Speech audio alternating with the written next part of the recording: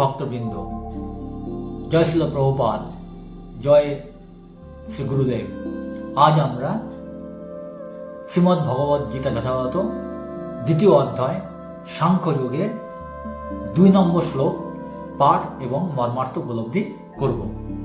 শ্রী ভগবান উবাচ কুতস্তা কস্মলোমিদম বিষমে সমুপস্থিতম অনার্যদৃষ্টম স্বর্গম কীর্তিকরম অর্জুন। শ্রী ভগবান উবাচ, পরমেশ্বর ভগবান বললেন, কোথা থেকে তা তোমার কস্মলম কলুষ ইদম এই অনুশোচনা বিষমে সংকটকালে সমুপস্থিতম উপস্থিত হয়েছে। অনার্য যে মানুষ জীবনের মূল্য জানে না, জুষ্টম উচিত, অস্বর্গম যে কার্য উচ্চতর লোকে নিয়ে যায় না, অকীর্তি অপকীর্তি করম কারণ। অর্জুন, হে অর্জুন। অনুবাদ: পুরুষোত্তম শ্রী ভগবান বললেন, প্রিয় অর্জুন, এই ঘোর সংকটময় যুদ্ধস্থলে যারা জীবনের প্রকৃত মূল্য বোঝে না, সেই সব অনার্যের মতো সুখানল তোমার হৃদয়ে কিভাবে প্রজ্বলিত হলো?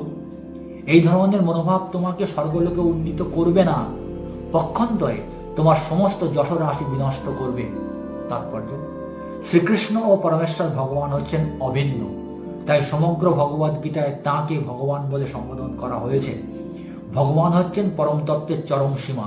পরম তত্ত্ব উপলব্ধির 3টি স্তর রয়েছে: ব্রহ্ম অর্থাৎ নির্বিশেষ সর্বব্যাপ্ত সত্তা, পরমাত্মা অর্থাৎ প্রতিটি জীবের হৃদয়ে বিরাজমান পরমেশ্বরের প্রকাশ, এবং ভগবান অর্থাৎ পরমেশ্বর ভগবান শ্রীকৃষ্ণ। বদন্তি তত্ত্ববিদস্তত্ত্বং যজ জ্ঞানম অদ্বয়ম ব্রহ্মেতি পরমাত্মেতি ভগবানিতি শব্দতে। যা অদ্বয় জ্ঞান অর্থাৎ এক অদ্বিতীয় বাস্তব বস্তু, জ্ঞানীরা তাকেই পরমার্থ বলেন। সেই পরম তত্ত্ব ব্রহ্ম, পরমাত্মা ও ভগবান এই ত্রিবিধ সংজ্ঞায় অভিব্যক্ত হয়। এই 3টি চিন্ময় প্রকাশ সূর্যের দৃষ্টান্তের মাধ্যমে বিশ্লেষণ করা যায়। সূর্যেরও 3টি বিভিন্ন প্রকাশ রয়েছে, যেমন সূর্য রশ্মি, সূর্য গোলক ও সূর্য মণ্ডল। সূর্য রশ্মি সম্বন্ধে জানাটা প্রাথমিক স্তর, সূর্য গোলক সম্বন্ধে জানাটা আরো উচ্চ স্তরের, এবং সূর্য মণ্ডলে প্রবেশ করে সূর্য সম্বন্ধে জানাটা হচ্ছে সর্বোচ্চ। প্রাথমিক স্তরের শিক্ষার্থীরা সূর্য কিরণ সম্বন্ধে জেনেই সন্তুষ্ট থাকে। তার সর্বব্যাপকতা এবং তার নির্বিশেষ রশ্মির ছটা সম্বন্ধে যে জ্ঞান, তাকে পরম তত্ত্বের ব্রহ্ম উপলব্ধির সঙ্গে তুলনা করা যেতে পারে। যারা আরো উন্নত স্তরে রয়েছেন, তারা সূর্য গোলকের সম্বন্ধে অবগত, সেই জ্ঞানকে পরম তত্ত্বের পরমাত্মা উপলব্ধির সঙ্গে তুলনা করা যেতে পারে। এবং যারা সূর্যমণ্ডলের অন্তঃস্থলে প্রবিষ্ট হয়েছেন, তাদের জ্ঞান পরম তত্ত্বের সর্বোত্তম সবিশেষ রূপ সম্বন্ধে অবগত হওয়ার সঙ্গে তুলনা করা যেতে পারে। তাই ভগবত ভক্তবৃন্দ অথবা যে সমস্ত পরমার্থবাদী পরম তত্ত্বের ভগবত স্বরূপ উপলব্ধি করতে পেরেছেন, তারাই হচ্ছেন সর্বোচ্চ স্তরে অধিষ্ঠিত পরমার্থবাদী। যদিও সমস্ত পরমার্থবাদীরা সেই একই পরম তত্ত্বের অনুসন্ধানে রত। সূর্য রশ্মি, সূর্য গোলক ও সূর্য মণ্ডল এই 3টি একে অপর থেকে পৃথক হতে পারে না, কিন্তু তবুও 3টি বিভিন্ন স্তরের অন্বেষণকারীরা সমপর্যায়ে ভুক্ত নন। শ্রীল ব্যাসদেবের পিতা পরাশর মুনি ভগবান কথাটির বিশ্লেষণ করেছেন, সমগ্র ঐশ্বর্য, সমগ্র বীর্য, সমগ্র যশ, সমগ্র শ্রী, সমগ্র জ্ঞান ও সমগ্র বৈরাগ্য যার মধ্যে পূর্ণরূপে বর্তমান, সেই পরম পুরুষ হচ্ছেন ভগবান। অনেক মানুষ রয়েছেন যারা খুব ধনী, অত্যন্ত শক্তিশালী, সুপুরুষ, অত্যন্ত জ্ঞানী ও অত্যন্ত অনাসক্ত, কিন্তু এমন কেউ নেই যার মধ্যে সমগ্র ঐশ্বর্য, সমগ্র বীর্য আদি গুণগুলি পূর্ণরূপে বিরাজমান। তবু শ্রীকৃষ্ণই তা দাবি করতে পারেন, কারণ তিনি হচ্ছেন পরমেশ্বর ভগবান। কোন জীবই, এমনকি ব্রহ্মা, শিব অথবা নারায়ণও শ্রীকৃষ্ণের মতো পূর্ণ ঐশ্বর্য সম্পন্ন হতে পারেন না। তাই ব্রহ্ম সংহিতাতে ব্রহ্মা নিজে বলেছেন যে শ্রীকৃষ্ণ হচ্ছেন পরমেশ্বর ভগবান, তার চেয়ে বড় আর কেউ নেই, এমনকি তার সমকক্ষ কেউ নেই। তিনি হচ্ছেন আদিপুরুষ অথবা গোবিন্দ নামে পরিজ্ঞাত ভগবান এবং তিনি হচ্ছেন সর্বকারণের পরম কারণ।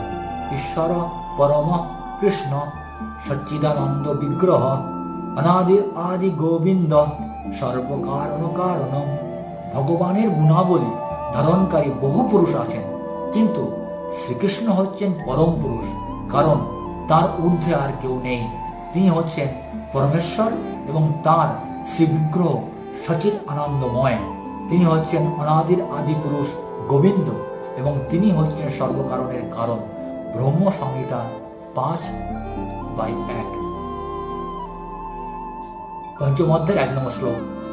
ভাগবতেও পরমেশ্বর ভগবানের অনেক অবতারের বর্ণনা আছে, কিন্তু সেখানেও বলা হয়েছে শ্রীকৃষ্ণ হচ্ছেন পুরুষোত্তম এবং তার থেকে বহু বহু অবতার ও ঈশ্বর বিস্তার লাভ করে।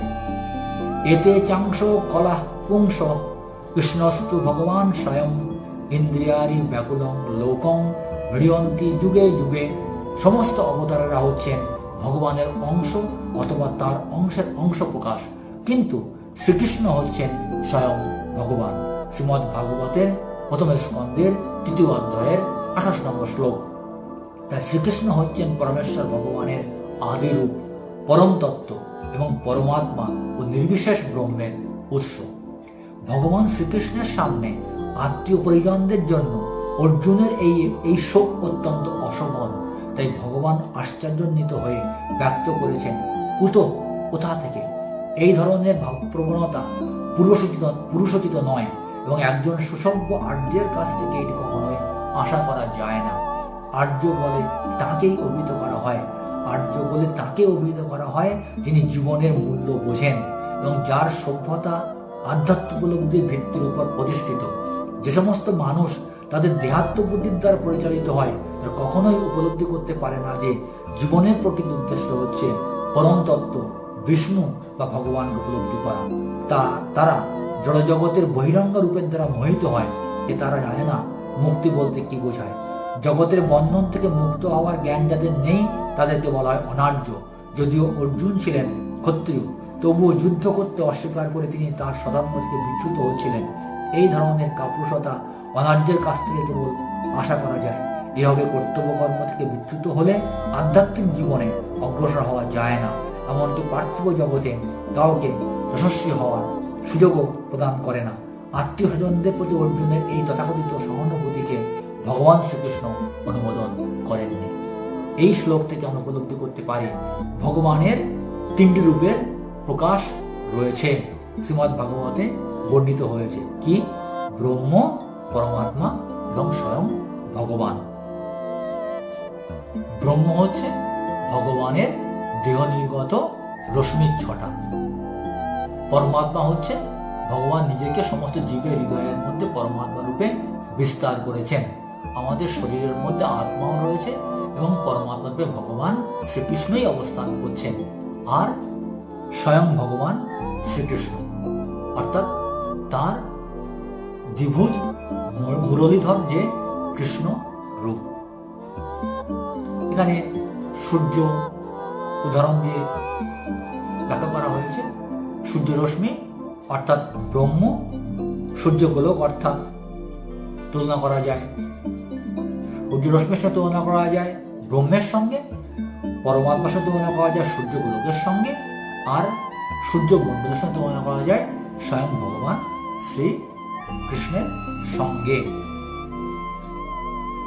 আমরা এই শ্লোক থেকে দেখতে পাই যে ভগবান শ্রীকৃষ্ণ কেন ভগবান, কারণ তার মধ্যে 6টা ঐশ্বর্য সম্পূর্ণরূপে বিদ্যমান রয়েছে।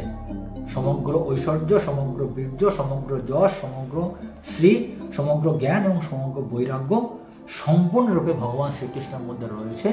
তাই তিনি স্বয়ং ভগবান। আর তিনি যে স্বয়ং ভগবান তা ব্রহ্ম সংহিতাতে ব্রহ্মা উল্লেখ করেছেন। ঈশ্বর পরম কৃষ্ণ সচ্চিদানন্দ বিগ্রহ অনাদির আদি গোবিন্দ সর্বকারণ কারণম। অর্থাৎ ভগবান শ্রীকৃষ্ণ হচ্ছে আদি পুরুষ। তিনি সবকিছুর কারণ। আবার শ্রীমদ্ ভাগবতমে বর্ণিত হয়েছে, এতে চাংশ কলাপুংস কৃষ্ণস্তু ভগবান স্বয়ং ইন্দ্রিয়াণি ব্যাকুলং লোকং মিলন্তি যুগে যুগে। সমস্ত অবতাররা হচ্ছেন ভগবানের অংশ অথবা তার অংশের অংশ প্রকাশ, কিন্তু শ্রীকৃষ্ণই হচ্ছেন স্বয়ং ভগবান। আর এই ভগবান শ্রীকৃষ্ণই হচ্ছেন পরমেশ্বর ভগবানের আদি রূপ, অর্থাৎ তার আগে আর কোনো পুরুষ ছিল না। পরম তত্ত্ব এবং পরমাত্মা ও নির্বিশেষ ব্রহ্মের তিনি হচ্ছেন উৎস। আর এই শ্লোক থেকে আমরা শিক্ষা লাভ করতে পারি যে আমাদের কখনোই এই জড়জগতের বহিরঙ্গ রূপের দ্বারা মোহিত হওয়া উচিত নয়। যারা ভক্তি জীবন অনুশীলন করেন তারা ইতিমধ্যেই শাস্ত্র থেকে জেনে গেছেন যে আমাদের কর্তব্য হচ্ছে ভগবান শ্রীকৃষ্ণের শরণাগত হওয়া। অর্জুন ক্ষত্রিয় হয়েও তিনি যুদ্ধ করতে অস্বীকার করছিলেন, তিনি তার স্বধর্ম থেকে বিচ্যুত হয়ে পড়ছিলেন। তাই ভগবান তার বিচ্যুতি থেকে রক্ষা করার জন্য এবং আমাদের মতো জীবদের শিক্ষাদানের জন্য ক্রমান্বয়ে এই সাংখ্যযোগের মাধ্যমে অর্জুনের অজ্ঞানতা দূর করতে চেয়েছিলেন এবং আমাদের মতো জীবরাও এই ভগবদ্গীতা জ্ঞান লাভ করে অজ্ঞানতা যাতে দূর করতে পারি সেজন্য ভগবান আমাদের প্রতি কৃপা করেছেন। আমাদের জীবনের প্রকৃত উদ্দেশ্য হচ্ছে পরম তত্ত্ব ভগবান শ্রীকৃষ্ণ, শ্রী বিষ্ণু বা ভগবানকে উপলব্ধি করা। আর যদি আমরা সেটা করতে পারি তাহলে আমাদের জীবনের সার্থকতা আসবে। আমাদের এই মানব সংসারে যতদিন আমরা থাকবো বা এই ভবে যতদিন আমরা থাকবো, এই ভবে বা এই জগতে যতদিন আমরা থাকবো, আমাদের কর্তব্য কর্ম ত্যাগ করলে চলবে না।